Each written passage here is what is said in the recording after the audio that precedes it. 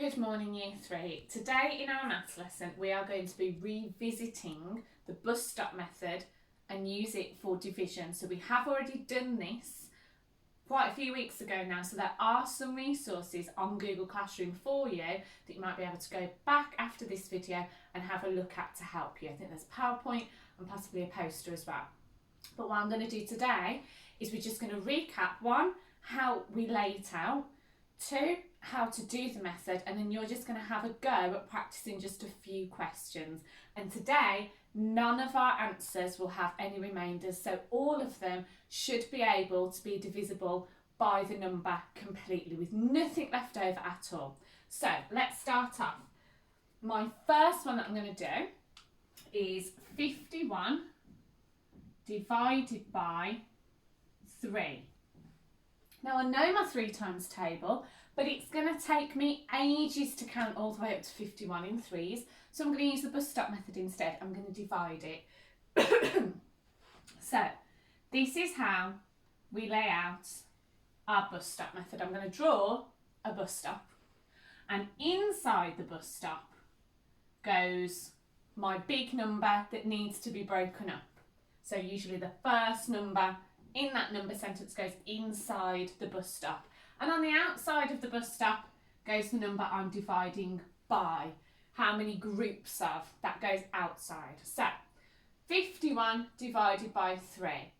I'm taking it again in my place value column, so I don't do it all at once. I start with this one, I line up my numbers properly before I move on to the next one, and it is really important that you line up your numbers neatly, you keep them in the correct columns, you keep your work neat. If you have to scribble out, make sure it's nice and neat, and if not, start over again, because if you make this messy, it's going to be very, very confusing for you.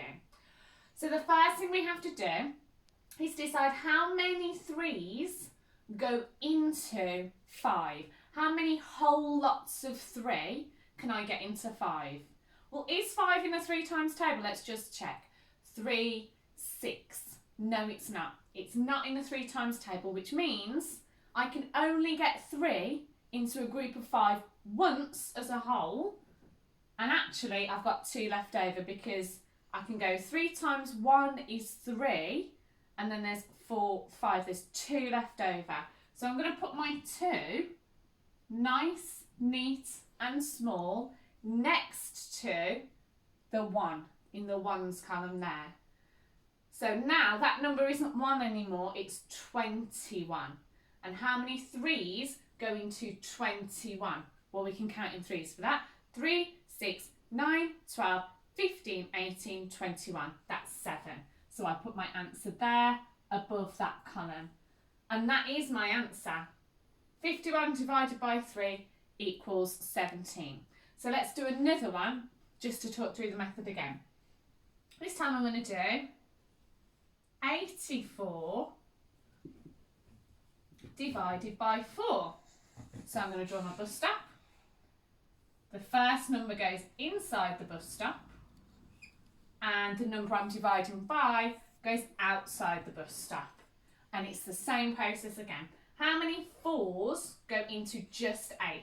So I'm not looking at it as an 80, I'm just looking at that digit at the moment. So it doesn't matter what column it's in, whether it's a ones, tens or 100, I'm just looking at that digit.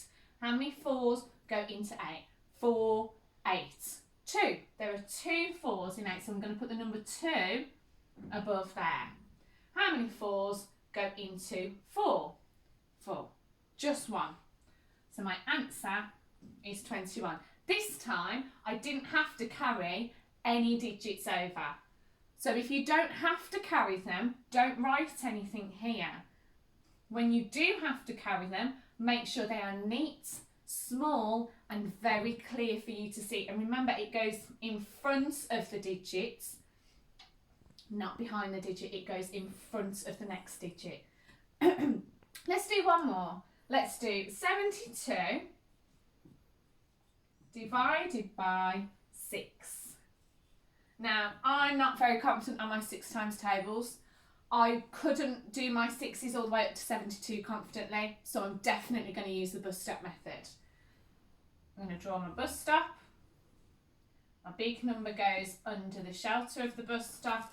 The number I'm dividing by goes on the outside. So, how many 6s go into 7? 6, 12. So 7 isn't in the 6 times table, which means it must just be 1 whole 6. So I'm going to put my 1 there. But then, what's the difference between 6 and 7? It's just 1. So I'm going to put a small 1 there, because that's how many I've got left over. So now, how many 6s don't go into 2? I have to remember this number here. That digit that I've put there turns that into a 12.